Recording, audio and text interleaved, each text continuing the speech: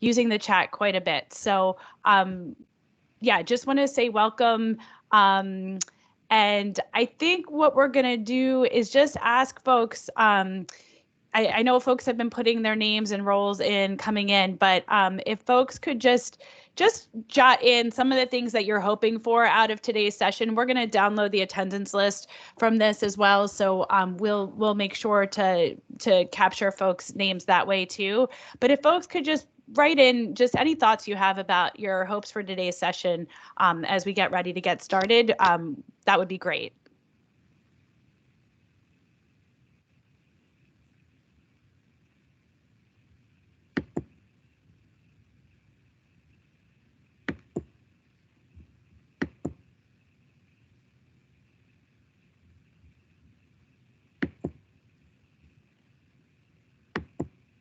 I see folks putting their names and roles in, which is great. We have a lot of people on this call, so I think if we just focus on the last piece of this, your hope for today's sessions, anything that you're really looking for, and then we're just going to kind of move into our session. But really excited to have everyone here today.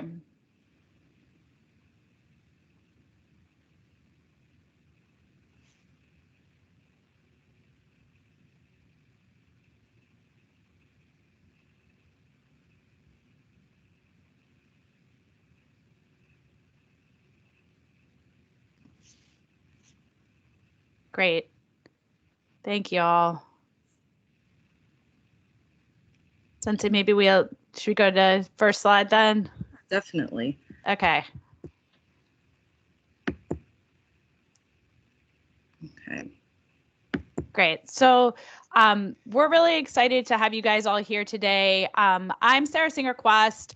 I'm a senior policy advisor that works with the career services team here at NJDOL.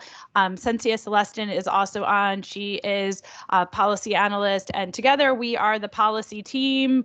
We have been working really closely with the WIOA program oversight and development team, which includes both our monitoring team consisting of Raji, John, and Pat, and our TA team, Sabrina, Ozzy, and Raul, that's led by Patricia Robertson, and Tom is also working as a monitor right now, and he also supports work in data validation. And together we are one big team, and we have been working together on a lot of the things that we're going to talk about today. So a lot of what we're sharing has really developed over the course of the last year.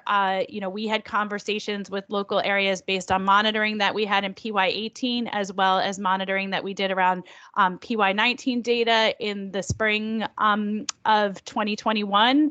And the AOSOS technical guide for Title I service delivery really came out of those conversations, and just a lot of interest in really having all the information about how to enter AOSOS, how to enter information about the work that you all are doing in AOSOS, so that it can really serve as our system of record, but also a tool and resource for you all as a case management tool. So we're gonna take you through kind of the breakdown of how we're structuring this session.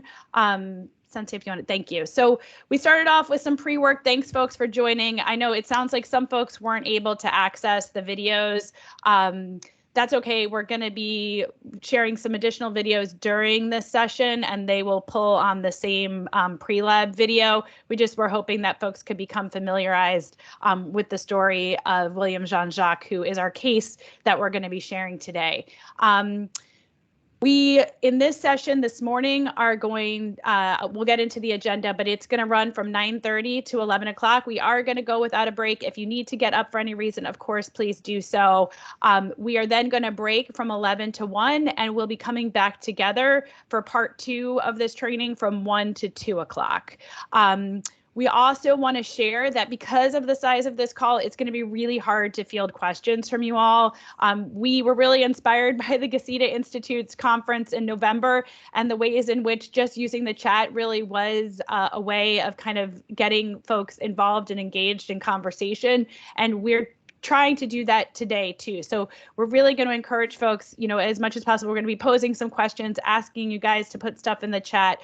You know, we had initially hoped that we might break into some small groups, but we weren't able to make that happen today. Hopefully in the future we will.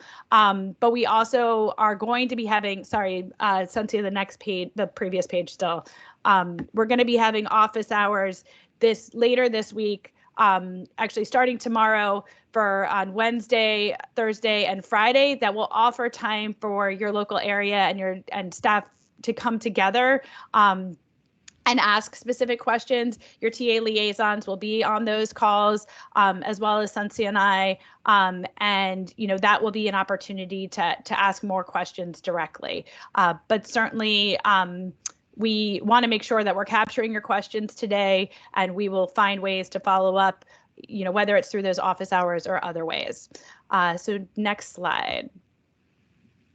Oh, sorry. So yeah, so today we're going to start off talking about service delivery, and then we're going to be kind of the core of this morning is sharing these 3 videos that really map service delivery to AOSOS as highlighted in the AOSOS technical guide that we've shared. And then we'll end with a few exercises that hopefully can just get us all thinking a little bit.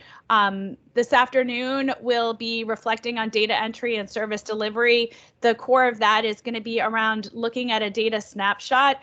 We'll be sending that out in the break to folks for your local area. There's a data snapshot that captures services and activities entered in PY20 that will offer an opportunity to really reflect on what we share around the AOSOS technical guide this morning and what your current a snapshot of your data from the last program year.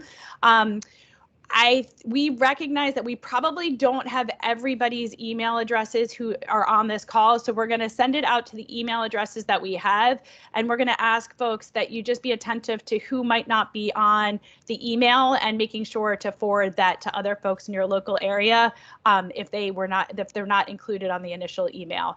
We'll also end with just sharing, you know, some tools and resources and some final thoughts and questions. So I'm going to turn it over to Cynthia. She's just going to do a little bit of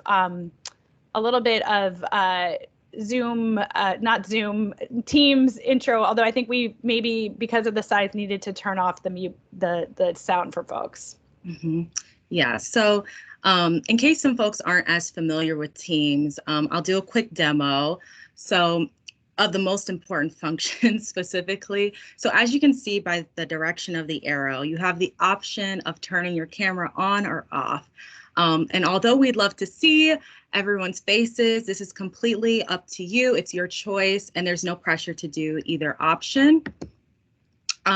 We did remove access actually during the pre-lab time of being able to mute yourself. So you won't have to worry about remaining muted, but the purpose of this is also to create a conducive learning environment. We want people to we want you all to be able to use the chat box to create a space for conversations, to share ideas, questions, reactions to certain things shared in the videos as well, as we spend this morning together.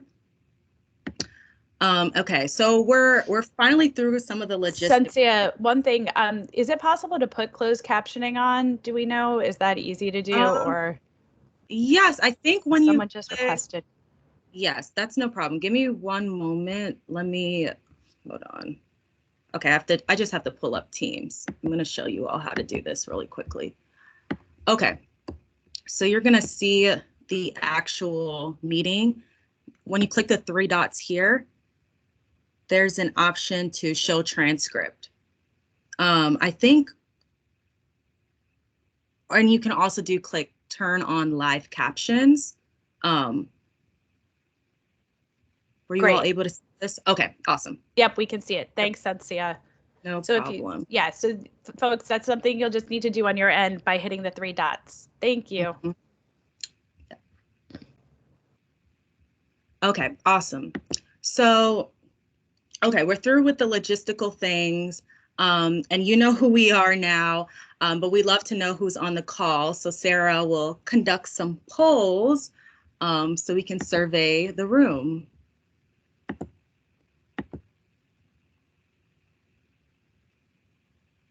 All right, so I think something should have popped up on your screen, right?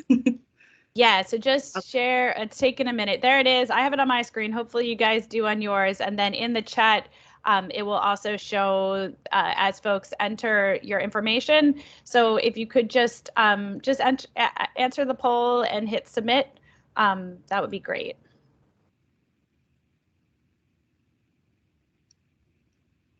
So see folks coming in.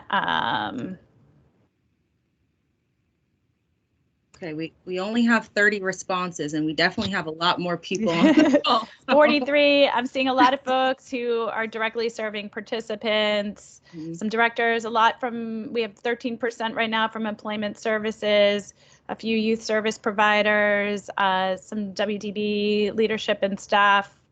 Hopefully you guys are also seeing this. We have 64 responses. Some folks are not able to view the poll. Okay. Thanks it might for, be in thanks the for chat that box. If it didn't, if it didn't appear on the screen, you should be able to see it in the chat. If not, I really hope, really hope you're able to. And if you need to just put in the box, that works, the chat box too. But it looks like if we have a sample here, we have 87 responses, so that's, you know, over a third of the folks on the call. It looks like a lot of folks on the call are directly serving serving participants, and we're really excited about that because this is really we're hoping that this will be useful to you all. Do we want to throw up the next poll, Cynthia? Yes.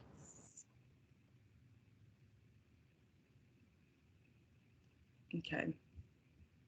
So again, apologize if you're not able to submit on these polls, but if you can, then please answer, and hopefully it's still giving us some sense of who's on the call.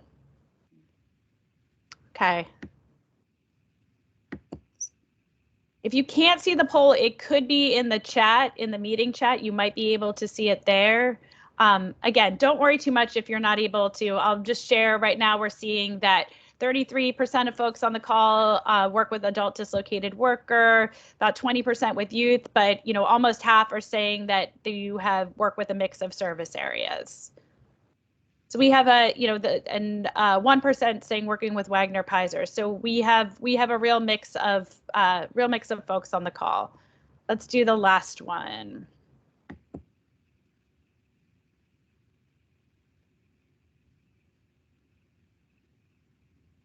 And then just how long have you been working within NJ workforce programs? 0 to 2 years, 2 to 5, 5 to 10, or 10 plus years? And again, totally appreciate that not everybody is able to answer right now. So seeing that we have on this call a lot of experience, over 50% of the 72 people who responded have 10 plus years of working with NJ workforce programs. That's amazing. And you know, another 20%, 5 to 10 years. So we have a really seasoned group of folks on this call, but some folks 15%, 0 to 2 years, another quarter 2 to 5 years. So a mix of experience levels, but a lot of folks who also do have a lot of experience. So we appreciate kind of knowing some of that about who's on the call. Thanks, y'all. I know thank you. And thanks for using the chat if you're not able to answer the poll. I see a couple folks put 34, 40 years, which is amazing. So we'll definitely be learning a lot from you all during this time as well. And thanks for using the chat. Okay, great. So I'm just going to start off with a little bit of an intro to service delivery and how we think about service delivery. If folks have seen some of our materials recently, and if you've looked at the AOSOS technical guide specifically, the guide is actually broken down into these 5 areas: assessment, plan development, service engagement, outcomes, and follow-up. And so we know that, the way in which Title I services are delivered is not always a linear process. It's not, some of these phases or these kind of areas of service delivery overlap, but it's just become a way that kind of helps us to be able to clarify expectations and just get clear together about what this Title I work looks like in your local areas. And then again, from the data entry perspective, being really clear about how the services and the work that you're engaged in should be reflected in AOSOS. So starting with assessment, for Title I programs, there really is an opportunity to offer intentional, structured, and holistic assessment processes that really help participants to better understand their own strengths, their needs, their interests. The idea of assessment in Title I programs is really that this is a process that can be informative to the participant, help them learn about themselves. Certainly, assessment is also necessary in some cases for connecting people to certain kinds of services, but we're really interested in what are the ways that academic, occupational, and supportive service needs can all be assessed in a holistic way as part of the assessment process. In addition, plan development is a core part of our WIOA programs, whether that's developing an individual employment plan for adult and dislocated worker participants, or an individual service strategy for youth participants. And these plans really should be based on the assessment strategies that you all have engaged in and include a wide range of services, right? So even in thinking about training services, we've been talking a lot about work-based learning and training opportunities and how we can expand the types of training opportunities that folks have access to include work-based learning. We've also been really focused on supportive services and what are the opportunities for supportive service to leverage supportive services to reduce barriers that folks might have to employment, as well as we have a new follow-up policy where we've laid out information about placement, exit, and follow-up, and the importance of job assistance and placement activities and supports as well, right? So these are all things that are included in our individual employment plans and individual service strategies. And for youth, there's the 14 program elements that offer a really wide range of supports for our young people. From a service engagement perspective, right, it's about connecting folks to the services that are part of their plan, but also the ongoing support and connection to individuals to make sure to help them navigate the services that they're in, to keep track of kind of how they're doing, support their success in those service plans. From an outcomes perspective, we're really, interested in ensuring that there's full attainment of credentials and licenses for individuals, and that both credentials and employment connect to career pathways that will continue to offer folks opportunities, into the future. And then finally, follow-up is really about, continued connection to folks after they've exited programs to continue to support their success. So we are going to continue kind of talking about service delivery across these 5 phases, and I'm gonna have Cynthia share the next piece of this.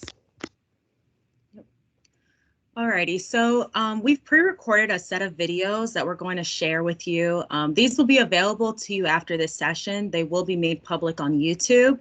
And so these videos include William Jean-Jacques' story that we shared as pre-work before today's session. First, we'll start with the assessment and plan development stages as his first steps in his journey. And so we do have the narrative, but we also introduce the guide and then actual AOSOS screenshots and talk through data entry in that way. And please let me know in the chat if audio is not working. Hi, this is William Jean-Jacques. He's 19 years old with him, his pronouns. He goes by Will for short. Oops.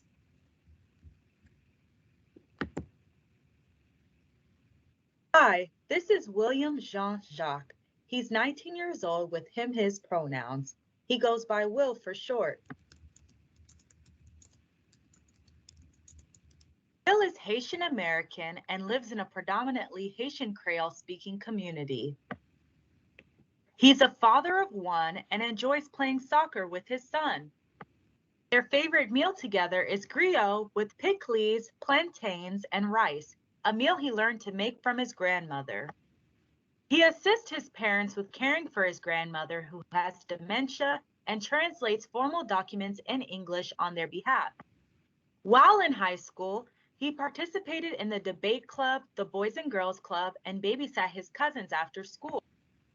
When the pandemic hit, he was forced to drop out of the 12th grade to care for his son and grandmother full-time while his parents worked to keep their restaurant open. Although he loves his family and they are his priority, living in a multi-generational home without financial independence is difficult and has caused anxiety. Through his experience of caring for his grandmother and witnessing the horrible effects of COVID on his community, he felt moved to pursue a career in healthcare. Will isn't familiar with the array of roles in healthcare, so his counselor informally interviews him to identify his academic and occupational skills and supportive service needs. His counselor suggested he use CareerScope to identify a role that matched his strengths, aptitudes, and interests. The best matched role was CNA. To inform him of additional pathways that are aligned to his interests, Will explored labor market information. Through his research with LMI, he determined his short and long-term career goals. He plans to begin his career as a CNA, then become a director of a memory care facility in his city. Now, how can we capture Will's story and the steps his counselor took to assess his skills and interests? The AOSOS Technical Guide for Title I Service Delivery provides specific information and details about how, what, and where to record information relevant to Will's story and the assessment process. Specific actions with a customer during the assessment and plan development processes can be documented as activities in the Activities tab in Customer Detail. It is critical that several specific activities are taken, indicating initial engagement and support of Will. At Will's first appointment at the One Stop Center on January 3rd, he fills out an application and has a set of initial conversations with staff about his interests and needs. This is recorded by selecting Assessment Interview, Initial Assessment as an activity. In addition, he receives notice that he has a right to file a complaint if he believes discrimination has occurred at any time during his engagement in services. This is recorded as an EEO notification activity. Will returns to the center on the 5th to take his CASAS test. This is recorded as math and literacy test activities. He also takes CareerScope, which is included as an assessment service, career assessment activity. Furthermore, counseling, individual, and career planning activities are taken to indicate additional sessions and conversations with his new counselor about his strengths, needs, and interests. Along with documenting engagement with Will through activities, the information resulting from the engagement in the assessment process is also documented as part of the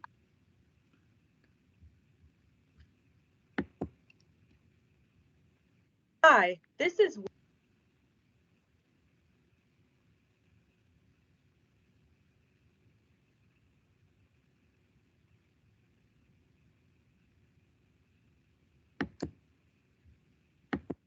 and CompAssess modules of AOSOS. We begin to record Will's eligibility assessment in the customer detail module. The General Info tab is where general but important information such as Will's current address, citizenry, or authorization to work, education level, school status, and current employment status is recorded. Please note that while we do not go through all required fields in this video, the green dots in AOSOS highlight the specific fields that must be answered when creating a new record. This demo focuses on the elements that are most critical to assessment. Next is the Eligibility tab.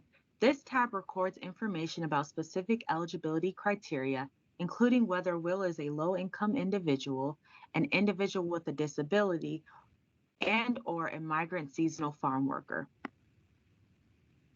On the Additional Info tab, indicate his military service and verify that he is registered for the selective service. Information about Will's education and employment goals identified through the assessment process must be entered in the Objectives tab in the Employment Objectives field. This narrative must note details about relevant short and long-term goals as well as career pathways. Additionally, the appropriate ONET title and an acceptable job location must be recorded. Since Will aspires to be a CNA, we will click on Add a Job Title, then the ONET titles box, and search for nursing assistants, which will provide the appropriate code. We must also consider how far Will is willing to travel for work. We'll return to the employment objective when we discuss plan development further. While Will has no formal employment history, he does have some experience with babysitting as he was responsible for caring for his cousins after school. We can enter Will's babysitting experience in the Work History tab. Since Will didn't work for an agency, he was essentially his own boss. Therefore, we can use self-employed and his home address as the employer information. Will received $11 per hour for babysitting his cousins, which although he was not covered under the Fair Labor Standards Act, he was still consistent with minimum wage rates at the time. Since Will doesn't drive or have any licenses, we will select No for driver's license under the Education/License tab. New guidance in the AOSOS Technical Assistance Guide directs staff to enter any information regarding customer skill sets, which should be determined through various assessments, into the CompAssess module. So we will write documented in CompAssess in the additional skills text and honors and activities field. Finally, when an individual takes the CASAS, these test dates and scores must be recorded in the Test tab in Customer Detail. Now we move to the information that must be captured in CompAssess. The Employment tab is the first tab in the CompAssess module. The AOSOS guide highlights that information about specific areas of skill strength and improvement identified through assessment must be summarized here in the Summary of Occupational Strengths and Weaknesses. In this field, we enter information about Will's experience with babysitting and other activities, like the debate club, in addition to his skills as a bilingual individual who often supports translating for his family. Employment behavior and job-seeking skills fields can be left blank in this tab, but you are also welcome to use them if they are useful to you. The Education tab is where we indicate if a customer is basic skills deficient. As we saw in the Test tab, Will received an academic assessment on January 5th that indicated his education functioning levels for reading and math are 11th and 10th grade respectively. Since these are above the 9th grade threshold for basic skills deficiency, we will select No for Will. Though Will speaks Haitian Creole, he is not an English language learner. Additionally, the AOSOS guide highlights that the specific occupational interest identified through assessment must be captured in the job-related interest field on the Education tab. Here we highlight that Will is interested in the medical profession because of his experience caring for relatives with disabilities.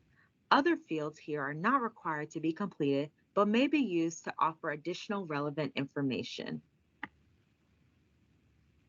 Family tab captures important familial information for customers. It allows us to record any special needs of the household or supports Will has in place to enable participation in services. Will is unmarried, but he is a parenting youth. This also meets another eligibility criteria for the youth program. He does have some limited co-parenting support with the mother of his child and needs assistance with supporting his grandmother who suffers from dementia. In the Counseling tab, details related to personal health, family health, legal, UI fraud concerns, and/or anything else that the customer may not feel comfortable sharing beyond their counselor lives here. Due to the sensitivity of Will's information regarding his health and treatments, we decide to record this information as a counseling statement. We can document Will's anxieties around COVID along with his medical insurance status in case he needs medical care. We followed up on his concern by referring him to a local mental health clinic and plans to begin counseling sessions soon. The Housing tab records customers' current housing situations. Will is a renter whose housing situation has become more crowded due to the birth of his son. His current housing with family is supported through a Section 8 voucher. The Transportation tab carries over the driver's license info recorded in the Customer Detail module. We can also record a customer's access to transportation here. And finally, the Comments tab under this module is where we can provide more detail around the services provided. Additionally, the AOSOS Technical Guide offers specific information about making use of comments versus counseling statements. We encourage counselors to document information and comments as much as possible so that Will's non-confidential information may be available to other staff supporting and working with him. Please refer to pages 6 through 7 of the AOSOS Technical Guide for more information about assessment. Okay. Alrighty. So I know that was a lot of information. Sensia, can I just jump in with the comment about eligibility determination? Yes, please. Okay, so one thing that we realized after making the video is that we actually did not include the need for an eligibility determination activity also. We're going to be updating the video to include that, but that is a framework service for youth. So that is another activity that is important to take early in your engagement with someone, especially a youth. Okay. Thank you, Sarah. So we're already getting a couple questions coming in, which is great. We want to encourage that. So please continue to ask questions. We're going to take a minute, actually right at this moment, after watching assessment and a bit of the plan development. So there will be more with plan development and service engagement. I see someone mentioned about the HSC. And so please continue to ask questions in the chat now, and also share if there's anything new to you that was shared in the video. We'll try our best to answer as many questions as we can at this moment, but it is also helpful for us to hear your questions so we may understand what next steps or the direction we can take to help continue to provide greater clarity in policy.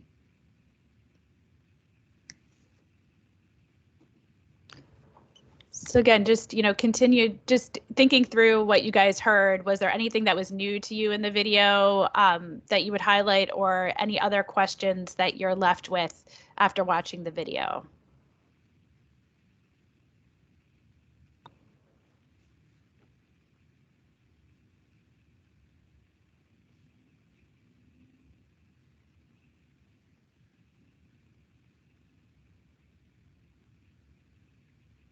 So seeing some comments about wanting to see some of this again. We are going to be sharing out these videos. In addition, we'll kind of talk at the end about how you can actually look at the AOSOS case. If there are things also that should be added, we're open to adding those. But also appreciate seeing that folks are saying some things about some of the different activities, being able to kind of highlight documented and comp assess, that not all, that we've highlighted that certain comp assessment fields are mandatory and others are not mandatory. The health and treatment tabs, seeing that folks would like a little more clarity around that, seeing that there was some interest in clarity around eligibility, around basic skills deficiency, but also on the job training. So those are all, these are great questions that we are not going to have a chance to answer all of this right now, but we will definitely be making sure we capture these and loop back around. These are also the kinds of things that we can talk more about during office hours. There are more activities that can be entered. EEO activity is new to my understanding. Me too. Someone's asking if there's an expected length or content for AOSOS comments. Desired ONET is new. Clarity in the employment section was informative. I liked how connecting the practice to what's expected in AOSOS, I think from the initial to capturing it in AOSOS. Yeah, like that initial assessment piece, right? There's a lot of activities that can be captured in those first interactions. And because there's a lot of work you guys are doing in those moments, right? Those are like critical parts of service delivery and Title I programs. Do we have to use the, sorry, go ahead. Oh, sorry. I was going to say, No, and during the Cynthia. office hours, there will be an opportunity to look a lot closer into those activities and seeing how it matches the narration of Will. Do we have to use the activities? Actually, using the activities is really important. You know, we'll get to talking about this, but when we report to DOL or when we run reports on what's happening in terms of service delivery, we can't really run reports based on comments, right? So the activities and the services are really what we run reports on. And honestly, part of the reason in trying to systematize like what fields we're even putting some of that more qualitative information in is that also potentially allows us to even pull down those fields, but know that we're going to get all the information about occupational, you know, strengths and weaknesses all in the same place, right? So the question around HSE equals BSD, so more clarity around basic skills deficiency, and really happy to hear that the EEO, like that this is offering clarity around things like the EEO activity. Again, we'll be downloading this chat, so if I'm missing things right now, I apologize. Yeah, so great. Thank you guys for that. That is really helpful to hear some of the things that are new, some of the questions that remain that we can create more clarity around. Yep. Thank you all so much for sharing. Okay, so moving along, we're going to look further into his plan development stage and service engagement.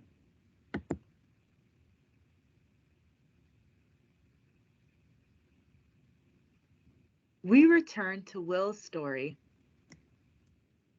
Will works with his counselor to begin using the individual service strategy template to first outline the process of obtaining childcare for his son, independent housing, and connecting to a partner for mental health and elder care. Second, to plan times and dates to complete the CASAs.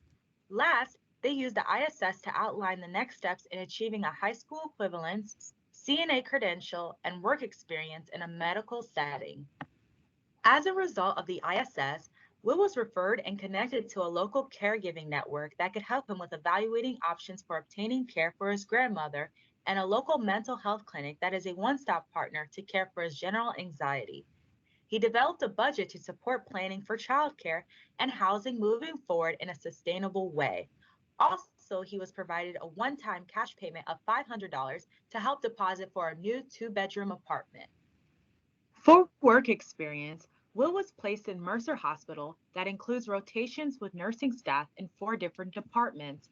This is a paid work experience at $15 an hour for 15 hours per week for 12 weeks, while simultaneously enroll in a CNA credential. Throughout employment and education training, Will checks in with his counselor via phone bi-weekly. During these calls, he shares the highs and lows of his week, and his counselor provides support when needed. To ensure a smooth transition after training, Will meets with an employment services representative for job assistance. Together, they identified potential employers and drafted emails to schedule informational interviews. Additionally, they worked on his resume, cover letters, and obtained professional attire in preparation of these interviews. Now, how do we capture information about Will's ISS and his engagement in services in AOSOS? The AOSOS Technical Guide for Title I Service Delivery provides specific information and details about how to record information captured in individual employment plans and individual service strategies, and specifically the engagement with participants in the development of these service plans. Assessment results, which we went through in our first video, are a key element of IEP and ISS documents that we have already discussed documenting in AOSOS. Additionally, information about goals and planned actions and services developed as part of service plans also have a place in AOSOS. Furthermore, the guide goes into detail about how planned services connect to actual services provided. It is this recording of planned services and the connection to actual services that offers the most divergence from prior guidance on AOSOS data entry. In particular, we are requiring much more intentional use of the Achievement Objectives tab in the Services module. Full details about this can be found in the guide, as well as a common list of specific activities and services that we are asking local areas to use as much as possible. Information about planned services that are a part of an IEP or ISS must be entered in the Achievement Objectives tab.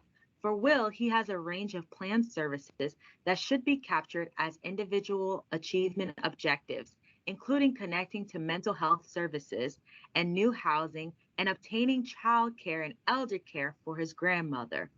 In addition, Will has objectives around attaining his HSC and a CNA certificate, as well as gaining work experience that are all captured here as individual achievement objectives. When an actual funded service is entered later, these achievement objectives can be connected to those funded services. It is important to note that the employment objective in this tab carries over from what was entered in the objective tab in customer detail. Any changes to this must be made there.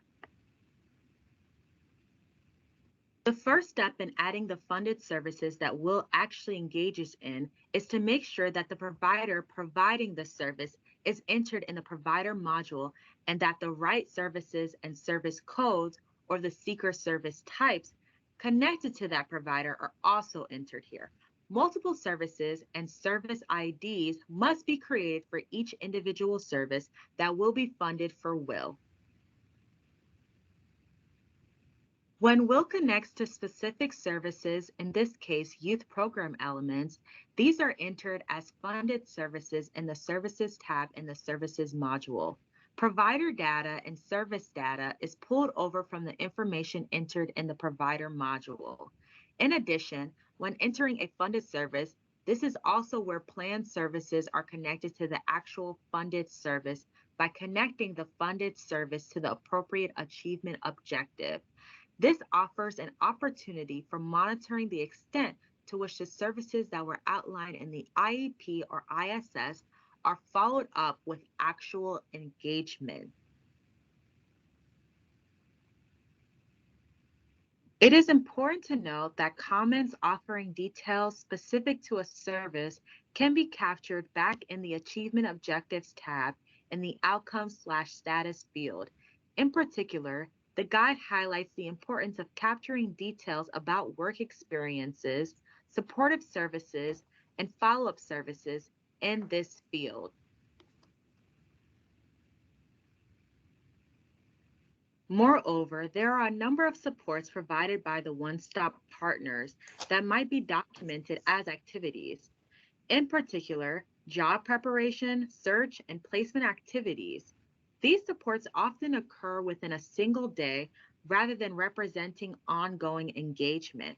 In Will's case, after he finishes his CNA credential, he receives additional support including identifying potential employers, drafting emails to schedule informational interviews, working on his resume, and obtaining professional attire that is captured through specific activities like counseling, individual and career planning, workforce information services staff assisted, and job development contact. Finally, the Comments tab in the Customer Detail and Services modules offer opportunities for capturing additional details related to service engagement, particularly when support is captured as activities rather than funded services. Comments entered in either tab shows up in one stream of comments. This includes information related to assessment activities, IEP, ISS development, job support, and placement activities. In addition to this information about adding and detailing services and connecting them to achievement objectives, the guide includes information about when WILS engagement should be entered as an activity, a same-day service, or as a multi-day service. Particularly in the case of the 14 youth program elements, the guide highlights the importance of capturing these elements as individual services rather than as a program that includes multiple different types of services. Please refer to the AOSOS technical guide on pages 11 through 18 for more information.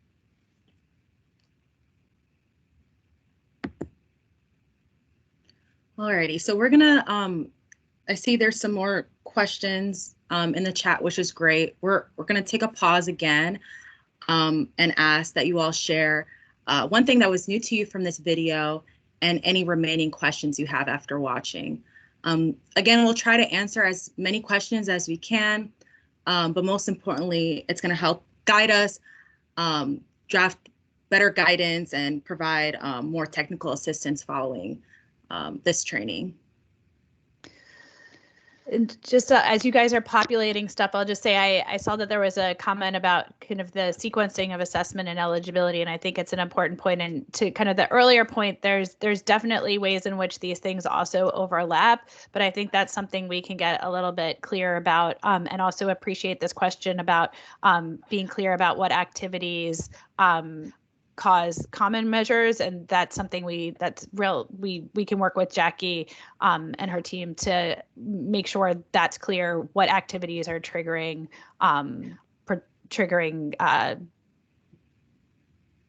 engagement. Yep.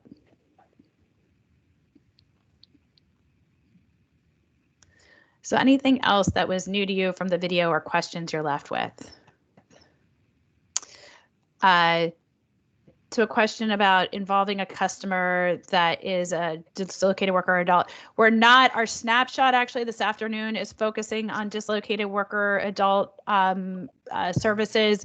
So this video is a youth example. The snapshot we'll be looking at later is adult and dislocated worker.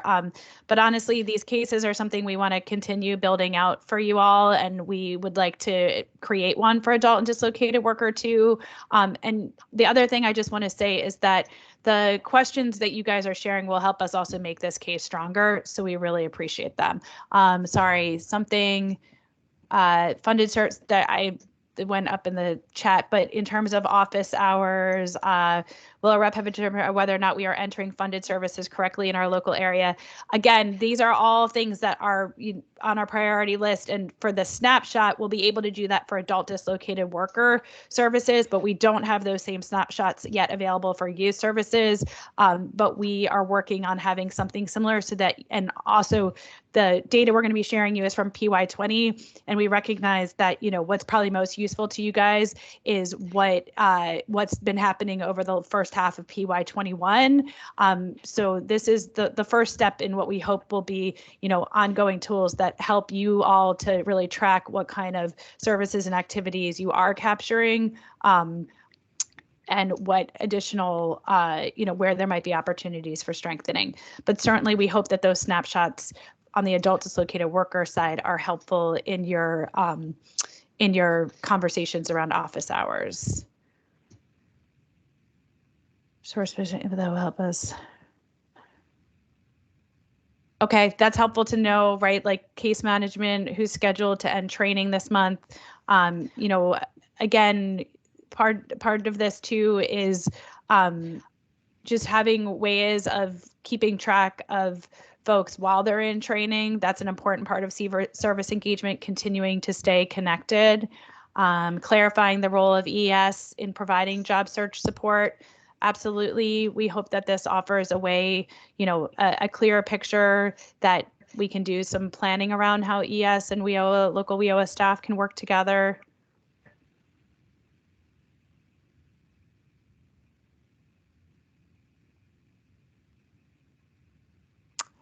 Lori's question around the objective assessment are related to funded services, comp assess related to activities.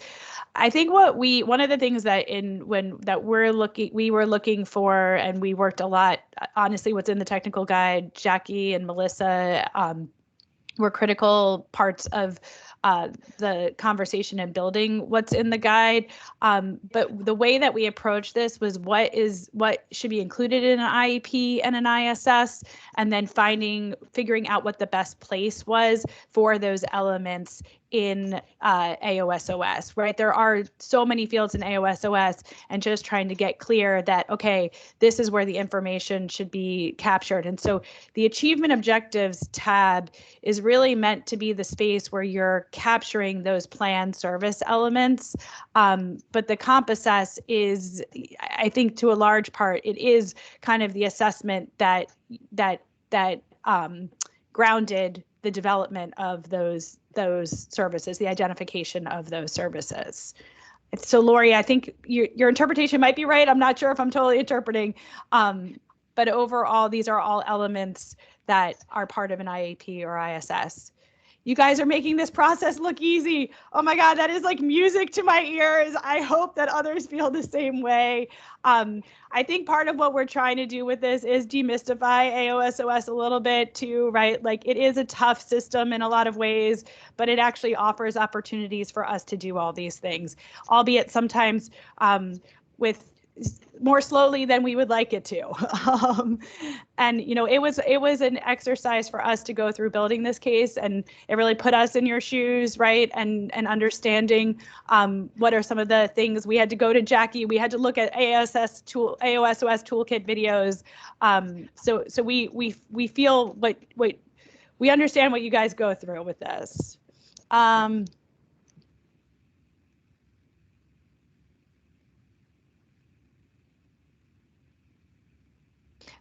Comment about adult and dislocated workers and it being different than youth. Yes, but I think what we're trying to emphasize is that the expectations around these different pieces, while it might look a little bit different in terms of its intensity, the reality is that we really hope that most participants are kind of hitting all of these different phases in one way or another. And so there might be kind of different kinds of information that end up being a focus, different mixes of service. And we hope that this framework provides the flexibility for that. Labor exchange enrolling activities versus non-labor exchange. I think this is work and conversations we've been having on the back end with Jackie and also with data validation. And I think we can make really clear for folks what SSTs lead to folks being reported as reportables, what activities will lead to folks. SSTs are kind of the underlying codes for all of your activities. What activities make someone a reportable, what activities make somebody Wagner-Pizer, what activities, honestly, no activities make someone Title I. You have to enter a funded service for that to happen. Sorry, I'm gonna try to, Sensi, anything else you're seeing that? Actually, someone had commented that a lot of, just something about like counselors' capacity, and so, oh, did you read that already? Sorry, I just wanted to make sure. The comment from Kath. Okay, so she's just stating that a lot of funding depends on a successful placement, and there's a worry that counselors are being entangled too much in social work activity as compared to identifying sustainable, supportable wage employability. Yeah, I appreciate that point. Yeah, appreciate the point, and I do think it's a balance, right? Because part of it is also just having the connection to the participant to ensure their success, right? So it's identifying the right opportunities, but also, continuing to have the connection to provide supports that are needed. So, I think that's something we can absolutely continue to talk about more. Global searches for clients who are starting, undergoing, and ending training. This will help with case management follow-up activities. I love the question, and I think there's a lot more we could partner. We could partner with Jackie's team, and also just learn from what you all are doing locally. How do you use AOSOS, and how do you conduct searches to be able to kind of pull up this kind of information to utilize? So appreciate that as a next direction, Anne. All right, Okay. Yeah. All right. Thank you all so much. So we're at our final stop in Will's story, at least for now. And we're going to explore his outcomes and follow-up. We return to Will's story. As for outcomes, Will successfully attained his HSC and CNA credential and completed his work experience at Mercer Hospital. Will enjoyed his time at Mercer Hospital greatly and decided to apply for a CNA role in the neurology department. They hired him immediately. Although Will obtained employment, he still speaks with his counselor every month to check in. When speaking to his counselor, Will shared that he received an unexpected medical bill. His counselor set an appointment to receive financial literacy services to discuss next steps for contacting the hospital to begin a payment plan that is reasonable given current income.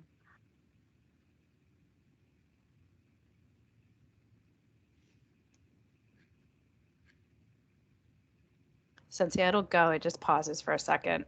Oh, I see. Now, how can we outcomes and ongoing engagement and follow-up support? The AOSOS Technical Guide for Title I Service Delivery offers specific details on outcomes, data entry, and recording follow-up services on pages 19 through 25. Recording outcomes information in AOSOS is critical to ensuring accurate information is reported to USDOL, as well as managing caseloads to ensure the ongoing success of customers from measurable skill gain to credential attainment, employment, and employment retention occurs. In the Services module under the Training Outcomes tab, specific information regarding whether a training credential was completed, what skills the customer gained, what additional steps may be necessary for attaining a credential, and whether these steps were completed and the customer ultimately attained the credential is recorded. Furthermore, this tab should provide an active summary of current training status. Here we see that Will attained his HSC and CNA certificate. Further, we can click on Outcome Details to enter more information about measurable skill gains. In the Training Outcome Details pop-up, additional details about measurable skill gains must be entered. In the Employment Outcomes tab, customers' employment information must be entered and updated to reflect the current status of employment. Employment outcomes may be entered through 3 different mechanisms: receipt of information and documentation directly from the customer, lookup of employment information via loops, and review of employment information that populates from loops in the Outcomes tab after a 6-month period. Finally, after an individual is exited from WIOA services, it is critical that their support continue to include follow-up and the possibility of follow-up services. Follow-up attempts that may or may not result in follow-up engagement can be recorded through the follow-up attempted activity in the Activities tab. In Will's case, his counselor helped to ensure a smooth transition from training to employment by making follow-up attempts monthly. Any follow-up service must be entered in the Services tab as a funded follow-up service. A same-day follow-up service should be entered each time a customer engages directly in additional contact and receives support during the follow-up period. In some cases, This will just be entered as a general follow-up service. However, for youth, there are 5 program elements that are allowable as follow-up services. In Will's case, financial literacy services were offered and received as a follow-up service when Will answered his counselor's call and shared that he received an unexpected medical bill. Through the one-stop youth provider, Will was able to receive financial literacy assistance to discuss next steps for contacting the hospital to set up a payment plan that is reasonable given current income. It is important to remember that as with other funded services, outcomes and details about a funded follow-up service must be captured in the outcome/status field in the Achievement Objectives tab and should include running details about points of follow-up connection, duration of those connection points, topics discussed, and specific supports provided. Finally, information and details about an individual's engagement in activities and services during active engagement or follow-up can also be recorded in the Services Comments tab. Again, specific information related to outcomes entry and follow-up is included in pages 19 through 25 of the AOSOS Technical Guide.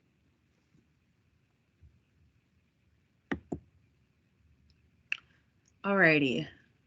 So our last, this is our last video going through Will's journey here.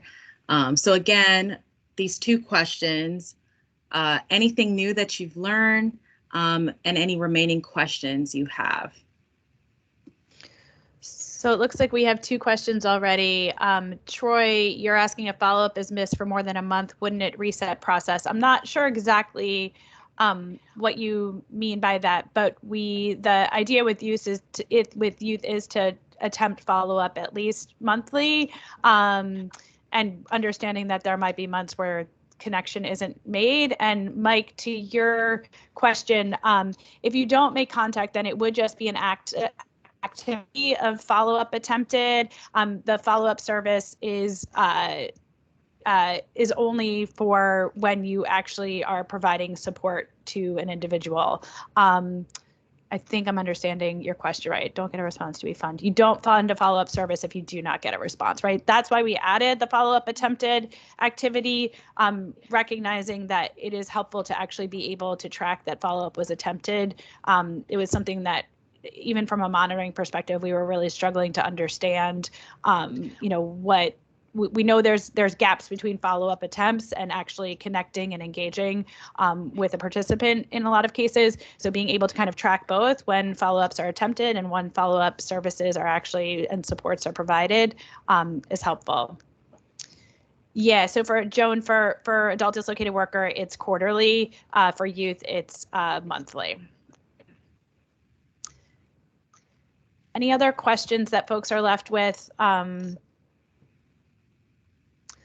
What screen and loops can you look up this information? We can get back to you on that, Linda. I don't know exactly. I have no loops knowledge personally, but we do know that in the, that information is available through that lookup button in AOSOS after 6 months.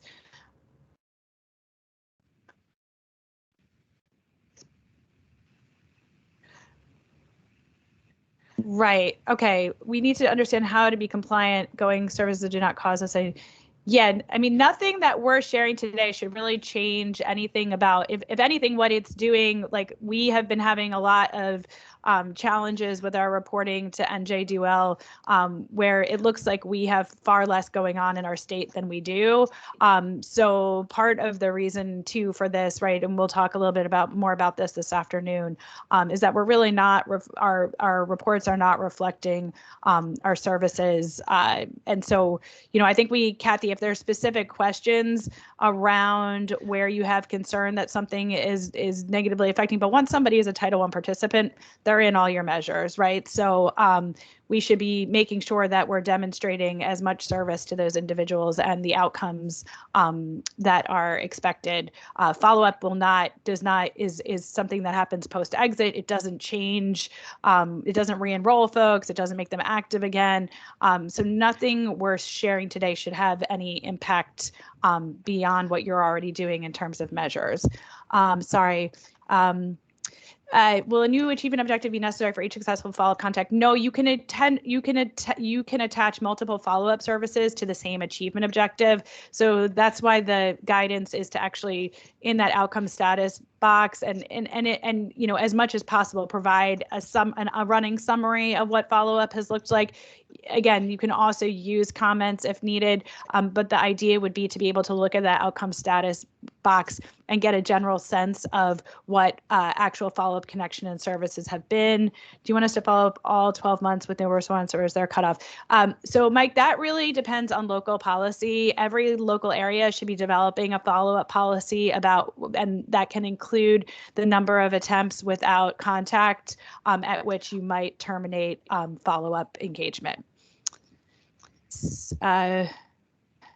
To clarify, the funding, is it just services? If we refer them to it that funds them, that is not recorded in the fund, but the referral is recorded, right?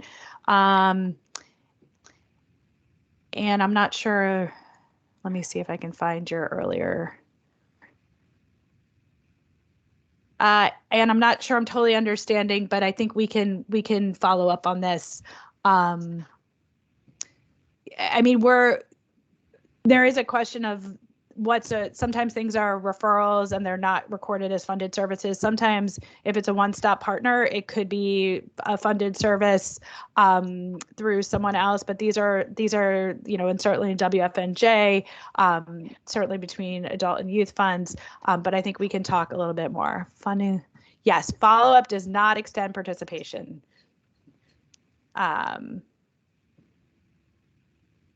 No, follow-up should have no bearing on what on performance measures.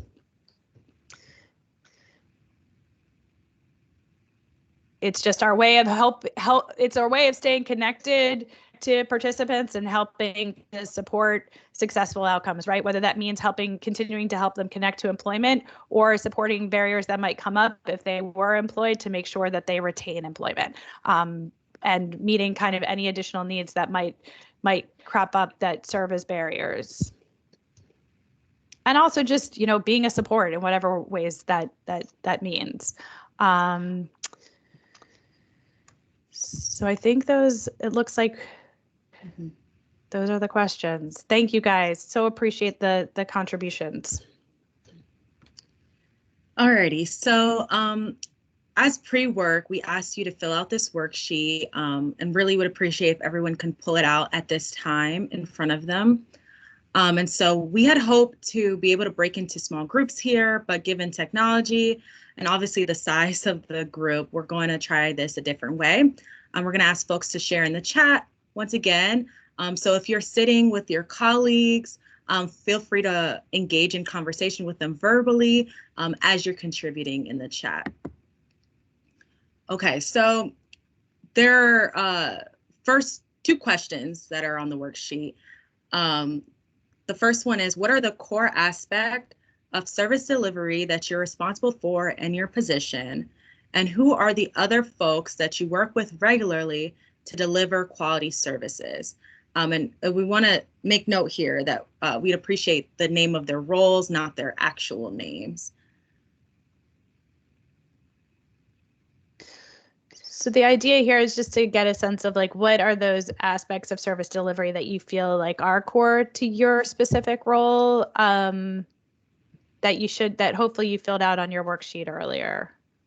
But if not, you can just pull it up and take a look.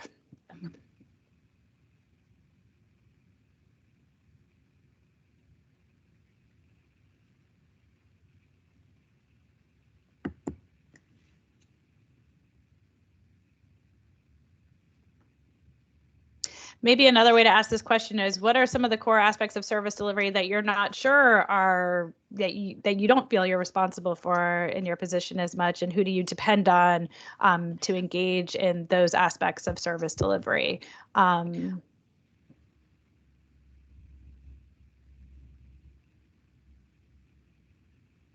Yes, please share in the chat.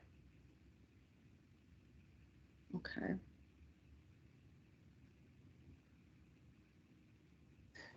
All right, so yeah, go ahead, Cynthia.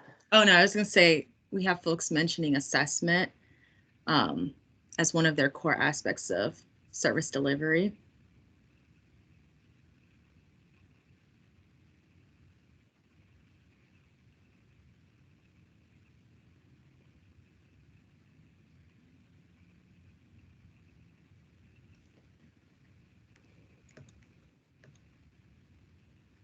Eligibility, GED orientation, work readiness, training,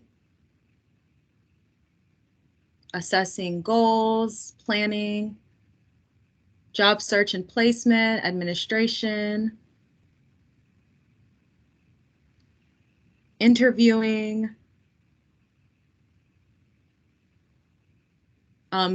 Folks work often with community colleges, which I'm really happy to hear, educational training, vocational vendors, employers. We have some program assistants here who provide orientations and support initial application for those interested in receiving services. Some folks do all of the service delivery areas on the worksheet, engaging with other counselors, business reps, job center managers to deliver services, general support for all service delivery areas, follow-up,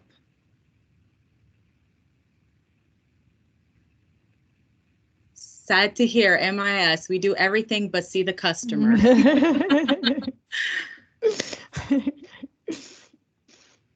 Okay, this is really helpful. Intake, HSC prep, data entry. Okay, awesome. All right, and so the next two questions also in the worksheet, as you all continue to provide a response for the previous slide, but where do you think COVID has had the most impact, which we know it has made a huge impact, but what do you think COVID has had the most impact in making service delivery more challenging? And in what ways do you think COVID has offered opportunities for enhancing or introducing new ways of delivering services in your area?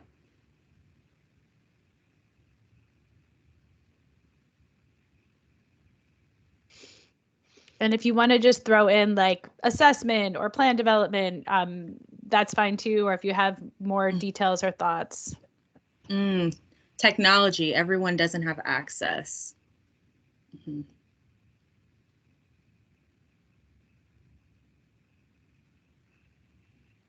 Engage in it is more challenging, follow-up, etc. Yeah, it's a, oh boy, my chat is coming up weird now. And it's,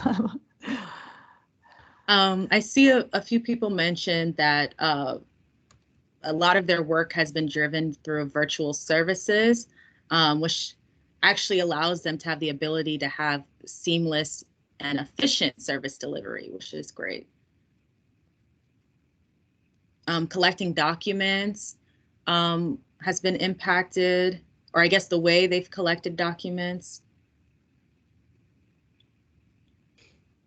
The benefits for people not having, if they have challenges with transportation, technology has actually seeing a lot about how technology has been both made things more challenging and also offered opportunities for service delivery too. Mental health services delivery has been tougher. And then for folks who do have access to technology, it sounds like being at home there's a lot of distraction. So the conversations may not flow as well. Seeing a couple things about getting documents back being challenging.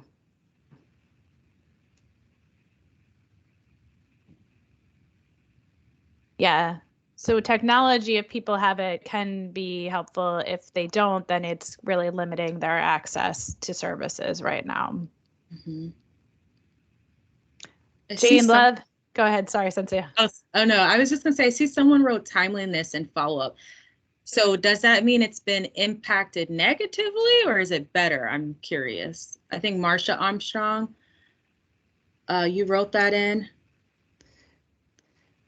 Jane, appreciate your note that it's been a time that's offered, opportunity for reflection, and now I've lost it. It's gone, but I appreciated the comment. Let's see. To look at processes and improve them. Childcare not easily accessible. Challenge of getting things back from customers. Double-edged sword. This is incredible information, y'all. Thanks so much for sharing.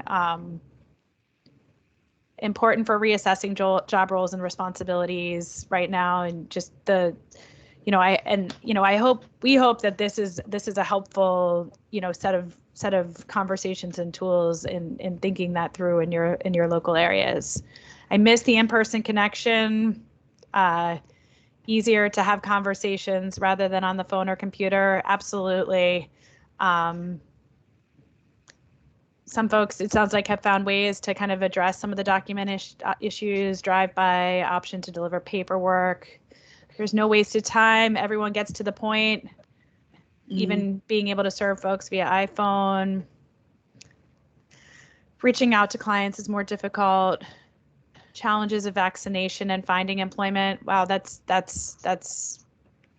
hadn't thought of that, Sylvia, and just how the barriers, that's like a new barrier that you face with folks. Helped customers overcome transportation barriers. So transportation has been, the issues around transportation have been addressed by having virtual services. Lots of ideas here around documentation.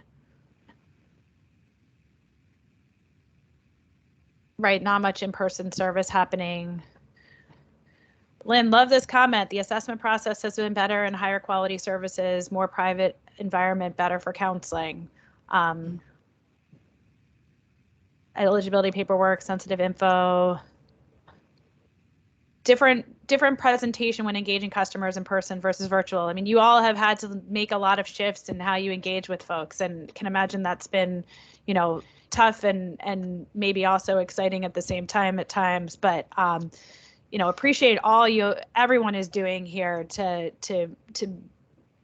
what it's taken to move service delivery to a virtual environment. Great. Thank you all. Yes, thank you. All right, so just throughout this entire first session, really appreciate you all sharing so much in the chat.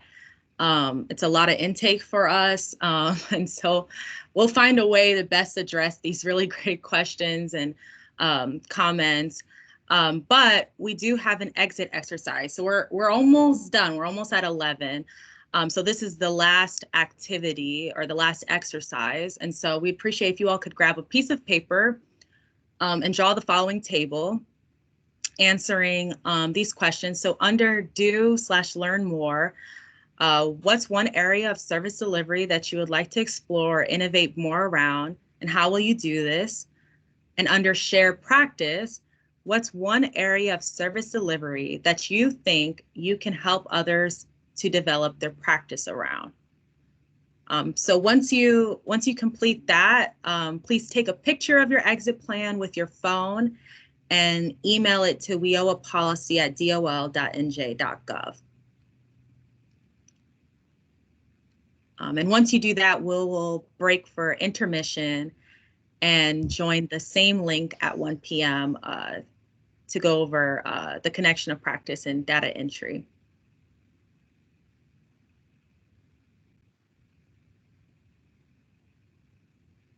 We'll give you guys a few minutes to do that before we officially close out.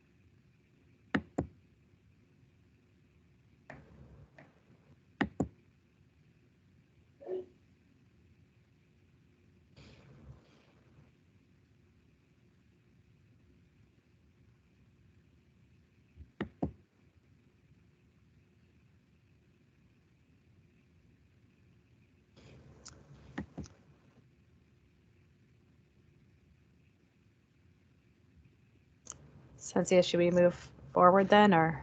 Yeah, no worries. So this is just our slide officially announcing that we're at intermission.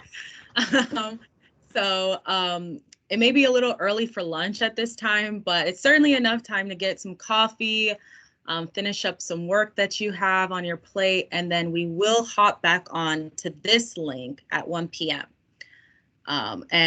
Sarah, I don't know if there are anything else you wanted to share. I don't think so. Just be on the lookout for the snapshot, and please share with other colleagues on this call. And for folks who are not connected to a particular local area, we'll be sending out, we'll actually be sending out a New Jersey statewide snapshot to everybody on the training video. So if for some reason you don't get your individual local areas data snapshot, for the exercises, you can just use the New Jersey snapshot. I'm so glad teams held up. That's mostly like, so thank you all. And I we didn't know how it would go, but appreciate so much everyone sharing in the chat. And, hopefully office hours allows for a little more verbal communication. But we'll see you guys at 1.